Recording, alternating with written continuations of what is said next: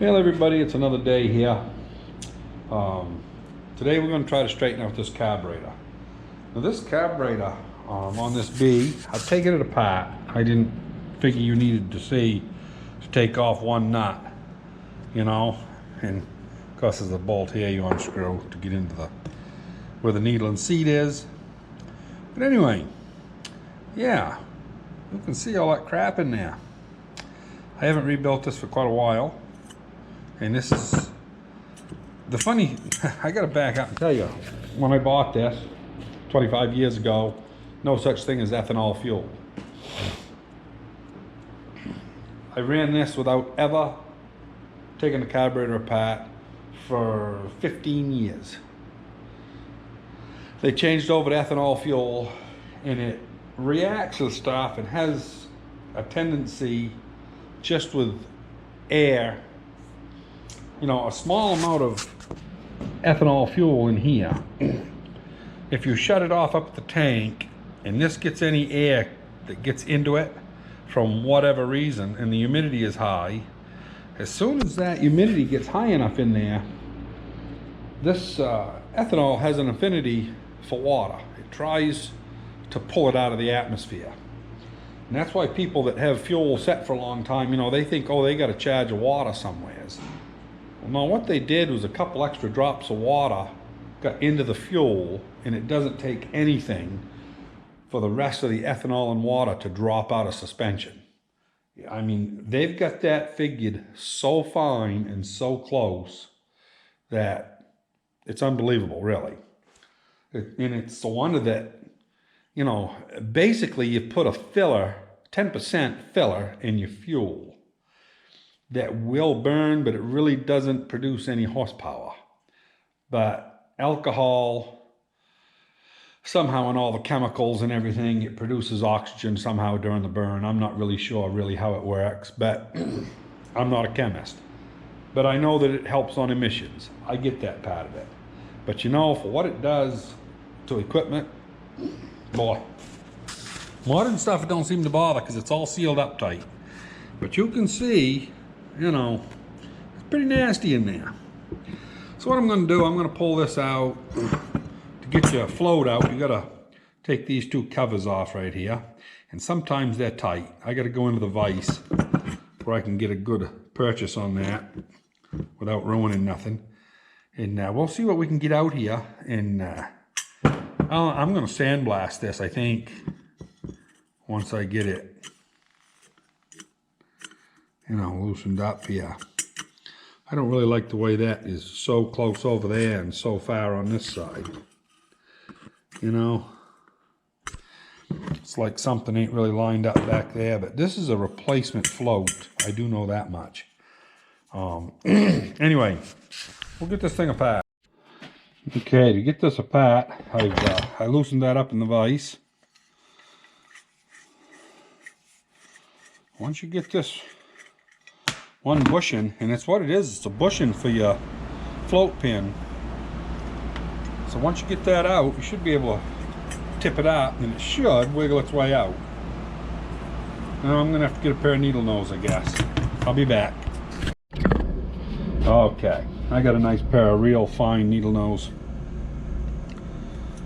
Just reach right in there and pull that pin out. And then this float will sneak right out, just like so. Your needle will drop out.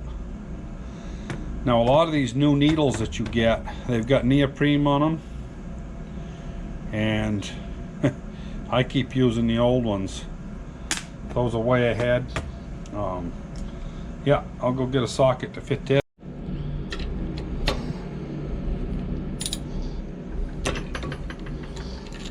Oh yeah, nothing to it. Yeah, I guess we're gonna need the socket.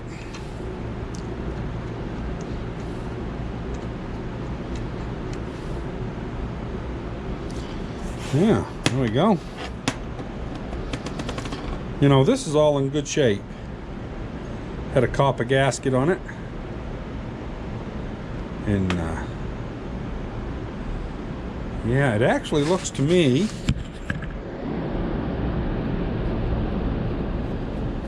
This kind of will drip a little bit, you know. See that spot there? Don't look like it's compressed like the rest of it.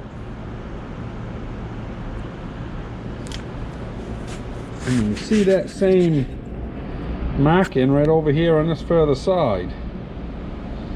So I'm not sure if that bottom is exactly flat or not. I may actually put this in the milling machine and just go down and just kiss that surface, make it a good surface. But right now I'm gonna put a wire brush in here, clean this. Haven't decided yet if I'm gonna glass bead it or not. It's cast iron, so it's pretty tough. But anyway, we'll see what she looks like in a minute. Now I just got this main jet out. This one here I had out about 3 years ago. So I just put a screwdriver in there and pushed on the top, and it pushed back a little bit, and then I could get that screw in there. This is a number 10 screw, and I had put a tap in that a long time ago, and you can just get a hold of it if you can get it back at all. And if you can't get it back, what you want to do is get a longer screw, run a number 10 tap in there, because if this is stuck, you know, you got to get it out. And then you put a couple of washers across the back here that'll, you know, not let the head go through, and you can use that like a puller. And in combination with pushing with a screwdriver and twisting that, I've always been able to get them out.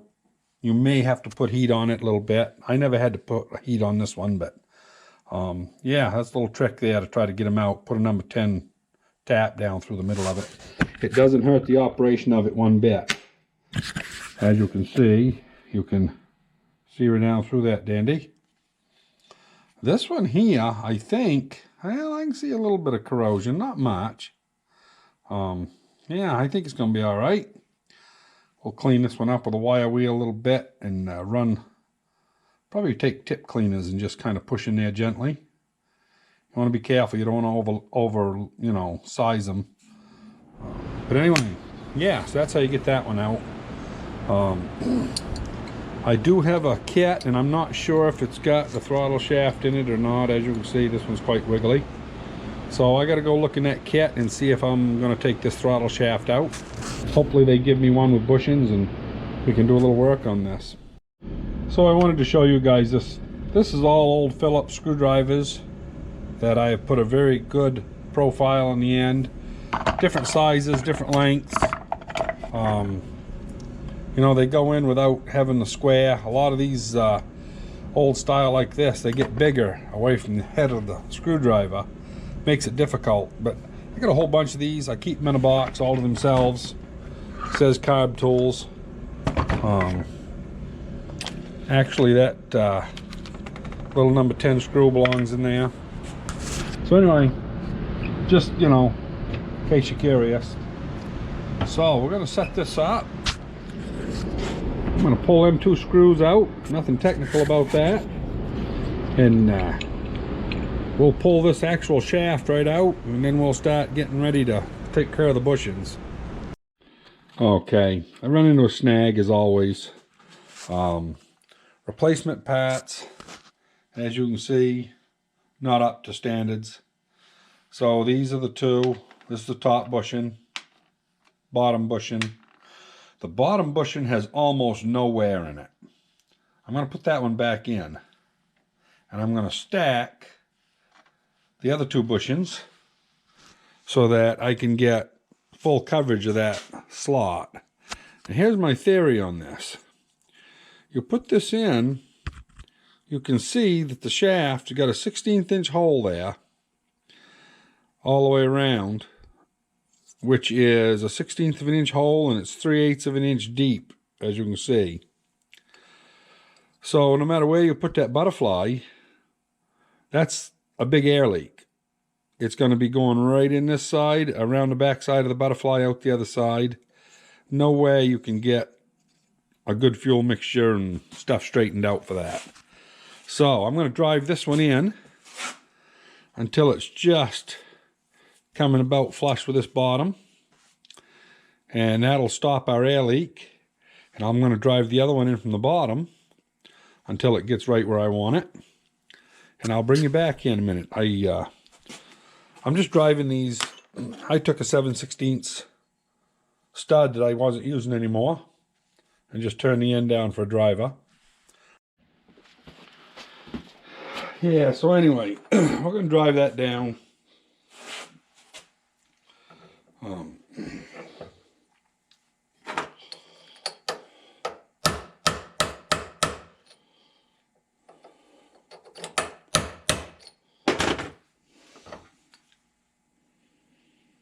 about 1/8 of an inch or so.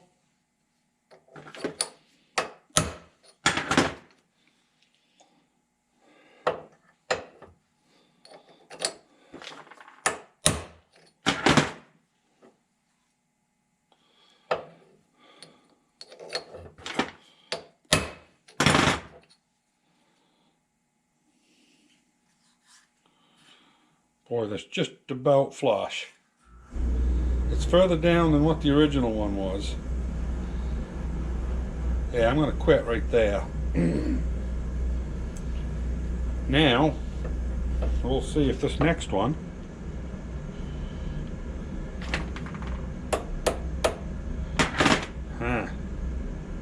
yeah, I guess it's going to stay. So, yeah, I can't pull it out. So we're going to call that good. I'm going to cut this off with a hacksaw and file it down. And yeah, it's going to take me a minute because I go slow, but I'll bring you back here when I get done. Okay, I don't know if you can see that seam. It's down about 3/8 of an inch. But beautiful fit. I've got it filed off flat to the top of the housing. So now we're going to go and put the original one that I drove out on the bottom back in. Because this one here, there's a little bit of wear, but nothing like there was on the top. And the biggest problem is I don't have enough bushings to do the bottom, because I used it to do the top, which I think is more important to not have that air leak. So anyway, yeah, we're gonna tap this right back in the way it was.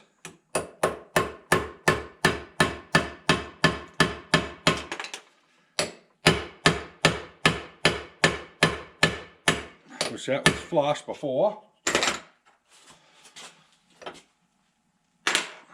Now we'll see if our best laid plans are going to work. Still goes down through, spins easy, and I get no motion on the top. So that's how we're going to run it. Yeah, they need to give you 3 of those pieces. If you had 3 of those bushings, I'd put another whole one in the bottom plus this, and then they give you a cap and a felt.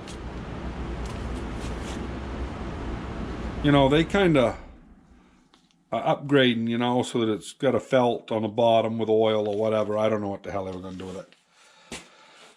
But anyway, yeah, that's where we're going to end up keeping it. So now I'm just going to, yeah, that's tight as a cup. And, yeah, I don't know if you can see in there, but get the thing there. Well, and the lighting ain't really good, but anyway, that's right flush anyway, where it should be. So I'm going to start taking out these plugs, which some of these plugs in these old John Deeres are a son of a gun. So yeah, let's see here. There's one of my small ones.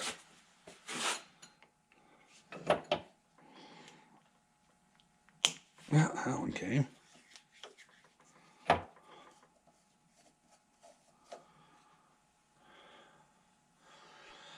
Now these, if you lose them, you're screwed, because I'm going to set all of our little screws back there in that saw anvil. Or plugs, I should say. They're nothing but plugs.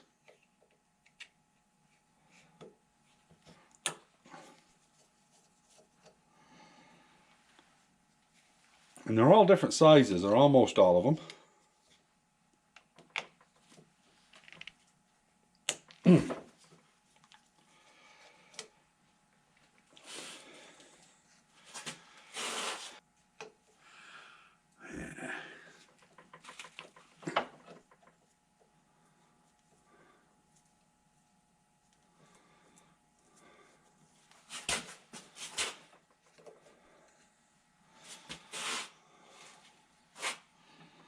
Yeah, we're doing good. We got all the hard ones out. The ones that usually give trouble. Got two more up here, but they usually don't give too much trouble, usually. I shouldn't say nothing till I get them out.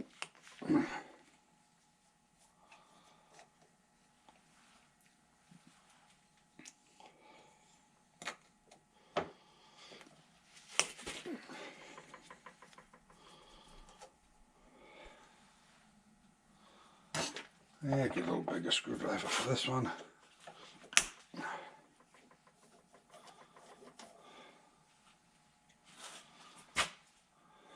Okay. I believe, oh, I got one more right there. And I'm not taking the choke apart on this. Don't see any reason to.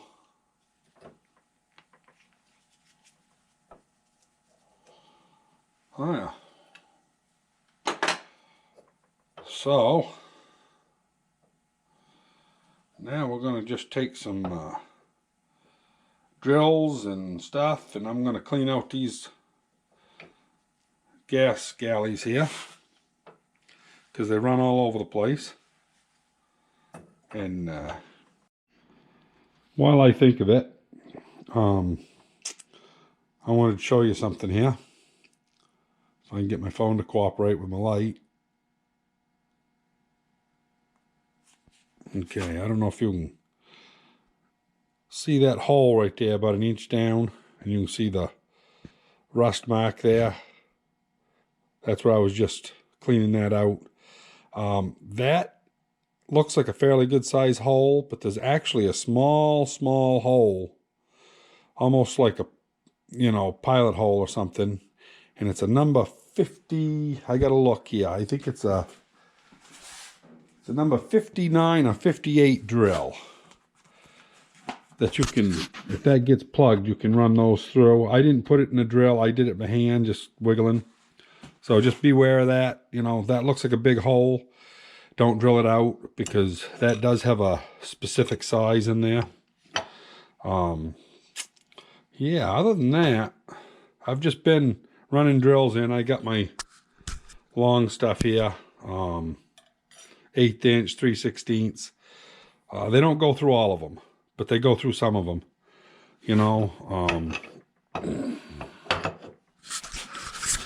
This real long one right here, you can run that 3/16 all the way up through that main galley.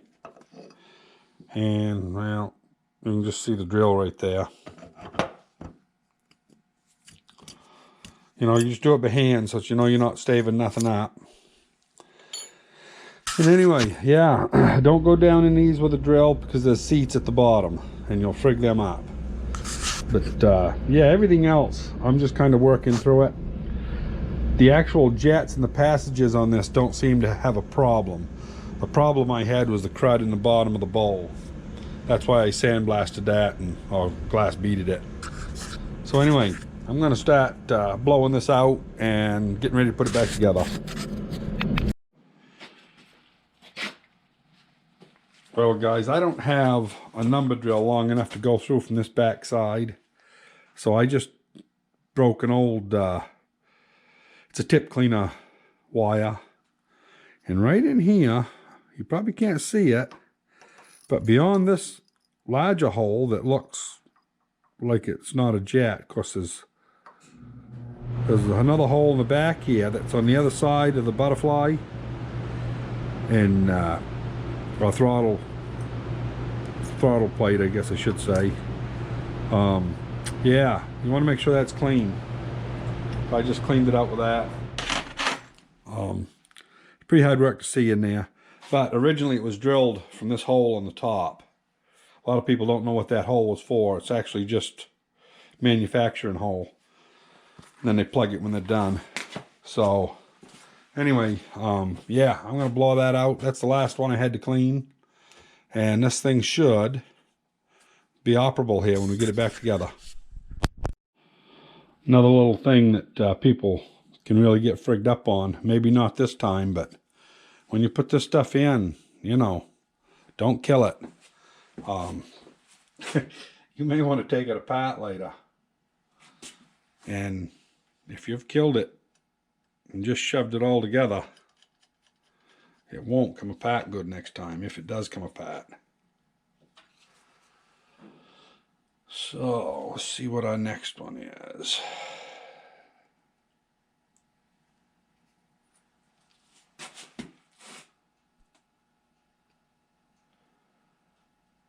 Yeah, some of these can be a little bit trying, but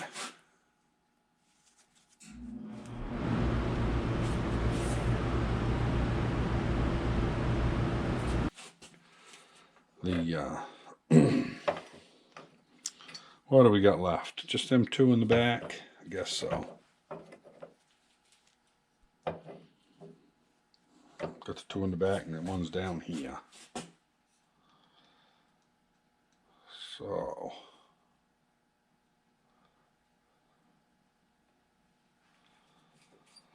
there's one of the back ones. These things can be a pain, but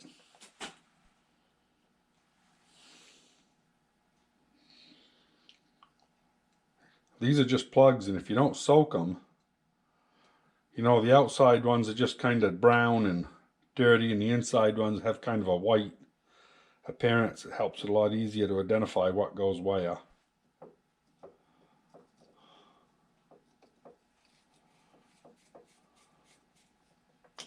Up.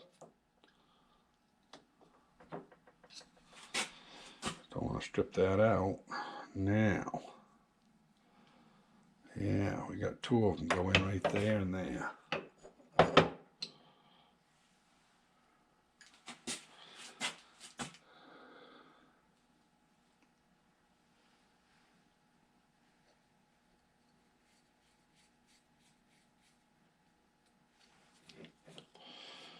I know you're on the wrong side, guys, but it's one of those things.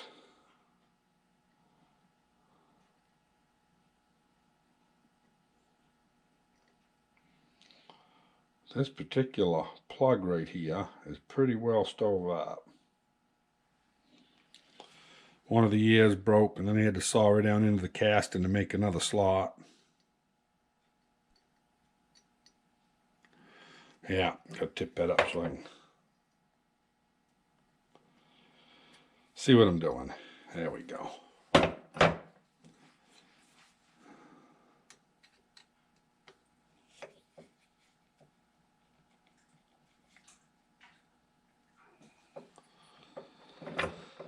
There. So anyway, yeah, so as you can see from that one, yeah, tongue-tied here. One side broke off, then I just made a saw cut, went down into casting just a few thousandths. Was able to get it out. That was a long time ago when I first got this tractor. So anyway, that right there, all the galleys are clean. I know it doesn't look pristine or nothing, but as far as I'm concerned, that's a good working carburetor. It should be. So anyway, I'd like to finish this today, but it's almost 9 o'clock.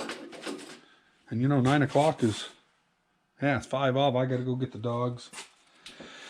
And yeah, another day of planting out in the greenhouse. So anyway, well, as you can see, I slid that old throttle butterfly back in the same throttle valve, and same way it came out. I marked it before I took it out with, you know, simple. Gonna put these two new screws and lock washers on, and yeah, we'll get this top put on here in a minute. Well, I took the screw out of this throttle shaft, dropped it out like so,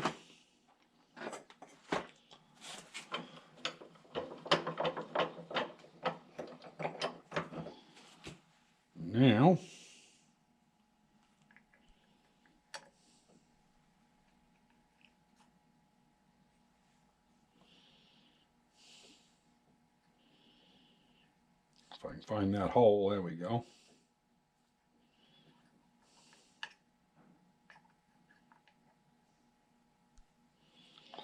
Yeah, so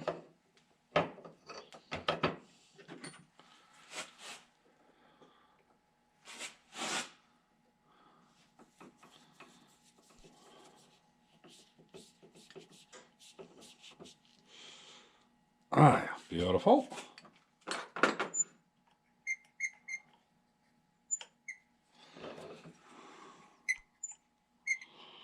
Yeah, everything works good. Yeah, I'm pretty happy with that. Now, that is all tightened up. It's pretty self-explanatory. So this here, I put both of the jets in. You can't interchange them because one's longer than the other. This one's low, and this one over here is the idle adjustment. We'll get into them after we get it on the tractor. But I'm going to go set this over by the tractor, and we'll put the base of this thing together. Oh, you know what we got to do, though, before we do?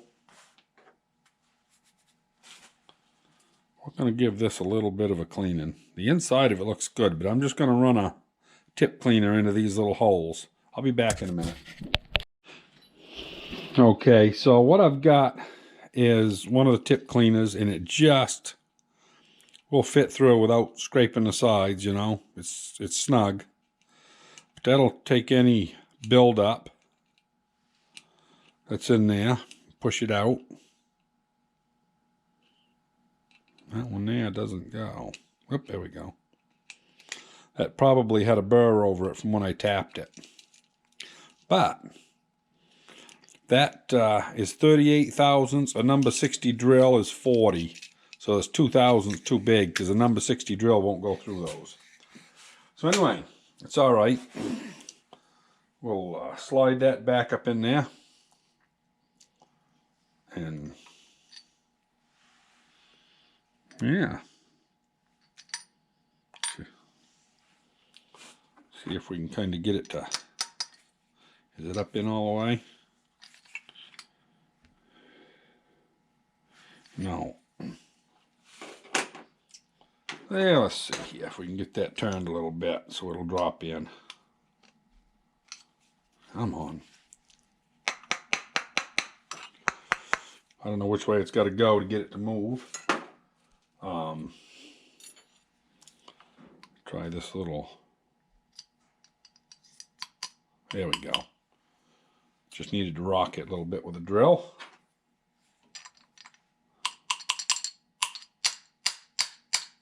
That's solid. Now what holds that in is the spring on the bottom, which we're going to use the old one. I got it out the other way. So this piece here is all done. And yeah, let's go out the other way. Well, actually, I guess we'll do this one right here. We can finish it right here. Well, we'll see how successful we are here. I got the needle put in here.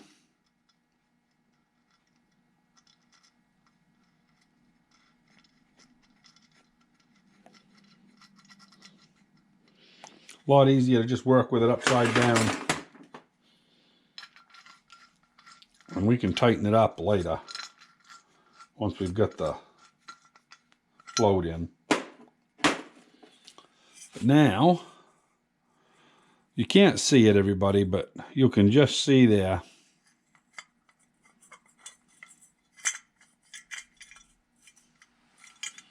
See if we got that right. And we do. Once you've got it hung on the bottom of the needle, yeah, still sitting there good. Now we've got to get our, one of these has a copper in it. That's this one here, so we'll put this one in first.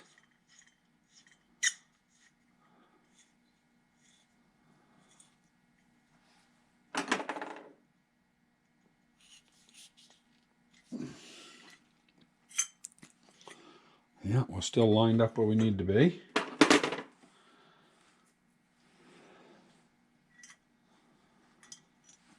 Now what we need to do as you fiddle around in here with the float, and get that pin drop down through it. Try to get it to the other side.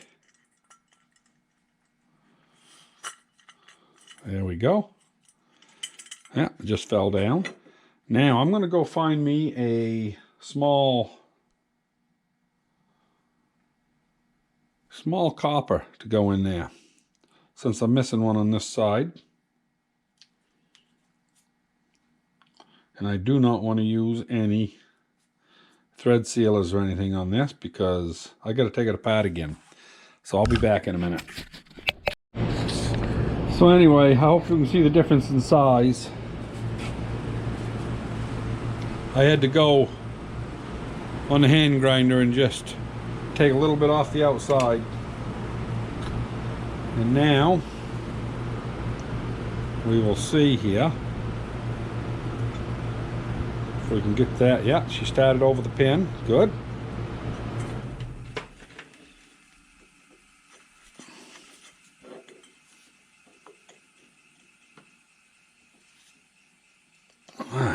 That side's tight.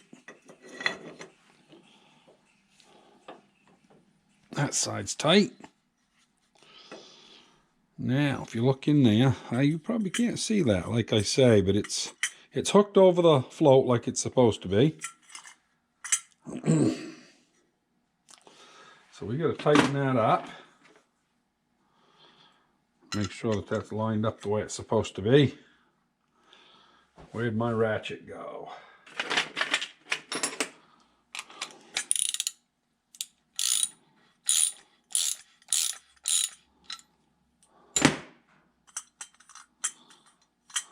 Yeah.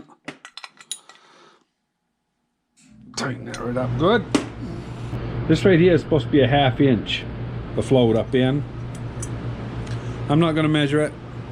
If it is more than a half, it's, you know, I don't even think it's 9/16. I mean, that's so close to a 1/2 inch. I'm going to call that good. And yeah. So I'm going to go find me a fit-in. I'm going to actually change this over. It was a rubber hose. And I am going to change this over to a brake line material, that nickel copper stuff. I'm going to use that. So I got to go find me some fit-ins here that'll work good on it. I'm not sure if I'm going to...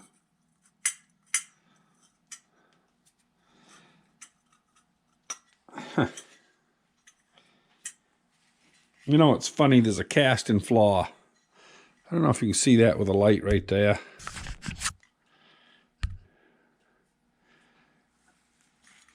Can you see that little spot right there? I get a light here, you'll be able to see it. I'm going to file that out. I didn't notice it till just now, but yeah. Now you might be able to see it. It's right there, right in front. You can just see the reflection off it. That actually sticks out about 30-40 thousandths. That would hang a float up quicker than hell. Or it could chafe a hole in it too. So, yeah, I'm going to get me a file and fix that. I can do it with it assembled. Half round file here. I think it'll go under the float. Yeah, it will.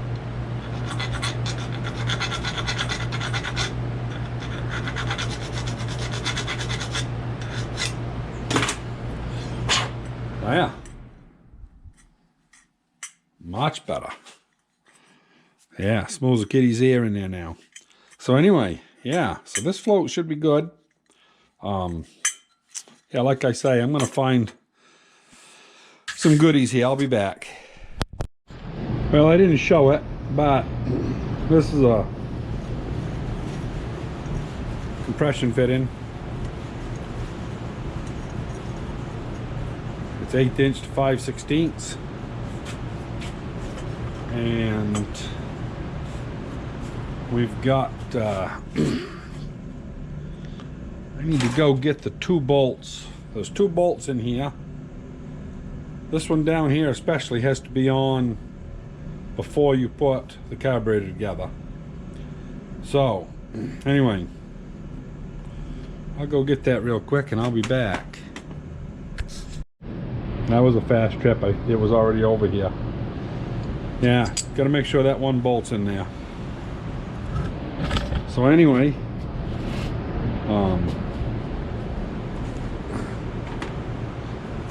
got our big washer.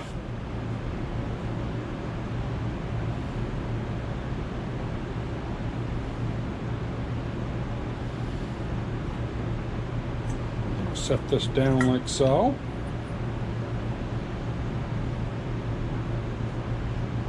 And this will go like so. Now I need to go get our spring and our cap. I'll be back. Well, I got my gasket. I got my spring to hold the seat where it belongs, or the jet rather.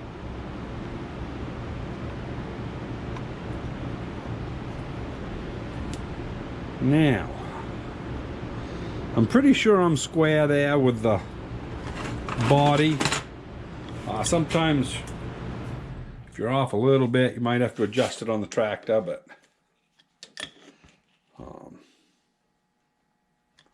yeah, so that right there is pretty much a rebuilt carburetor. Then we've got one more gasket here.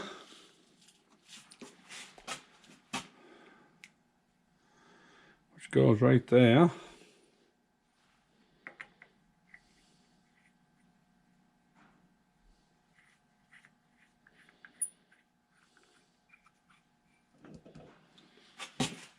That right there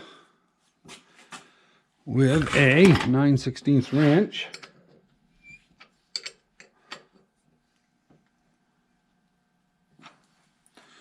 should conclude this carburetor rebuild. And as you can see, you got to have that one bolt through before you assemble it. The rest of them you can sneak in. But anyway, we'll go set it over on the tractor over there.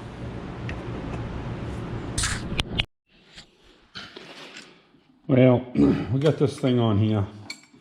I'm not going to try to start it tonight because I don't have time, but we'll get her on here. The jets, one has to come on out an inch and a half. I mean, turn and a half. And the other one has to come out a turn. And be honest about it, if you don't remember which one is which, you just pull them both out a turn and a half. And she'll run to start, and then you can adjust from there. So anyway, this carburetor detail is done. It wasn't a fancy rebuild like a lot of them you see, but that's all right, it'll run. That's what we're after. I said originally this was not a cosmetic restoration or rebuild, a mechanical rebuild, which that's just the type of person I am. You know, I'm after good solid operational unit, and yeah, I like it. So anyway, you hang on a minute here and I'll tell you which one of these needles has to be out the turn and a half. Okay, so it says that the idle one comes out a turn and a half, and then the other one's supposed to be out a turn. We'll put it at the back. This thing always has ran more than a turn. I'm going to go about a turn and a quarter to start it with. But I got some linkage here. I got to hook up from here to the governor and all that stuff over there before I try to start it, because I don't want to start it without the governor working. Yeah, so anyway, choke's all still good. Yeah, hope that was helpful to some of you folks. It wasn't a professional rebuild, but you know, it should run. Anyway, if you like this, don't hesitate to subscribe, hit the like button and all that good stuff. I'd appreciate it, and we'll see you on the next one.